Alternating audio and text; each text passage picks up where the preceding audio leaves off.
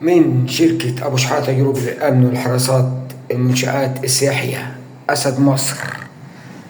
طبعا زي ما انتم عارفين الشركة حلوة قوي، شركة أبو شحاتة للحراسات الخاصة زي ما انتم شايفين صور الأبطال دي. واحنا داخلين على حاجة مهمة جدا، حاجة حلوة جدا. عارفين انتظروا المفاجأة دي، احلى مفاجأة في مصر. عارفين داخلين فين؟ داخلين لأسد مصر. عارفين يعني مين أسد مصر؟ السلام عليكم. أسد مصر اهو. أسد مصر الحاج عادل شحاتة، طبعا غنى التعريف. أسد مصر حبيبي أسطورة الحاج عادل شحاتة. سعادة الباشا حبيبي منور الدنيا كلها أسطورة. منورك يا أسد مصر. ده أسد مصر اهو.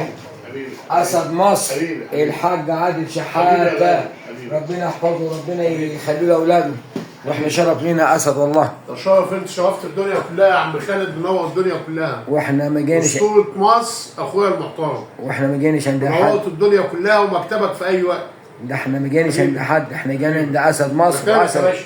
وانتظروا بقى التاريخ، هيقول لكم ايه في فيديو هيبعتوا لنا الأسد. حبيبي شوفوا الأسد مكانه فين، والأسد فعلا ربنا يخليه لأولاده وربنا يحفظه.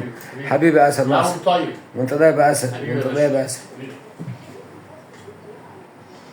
من مكتب أسد مصر. مش عايز تجيلي انت. أسد مصر الحاج عادل.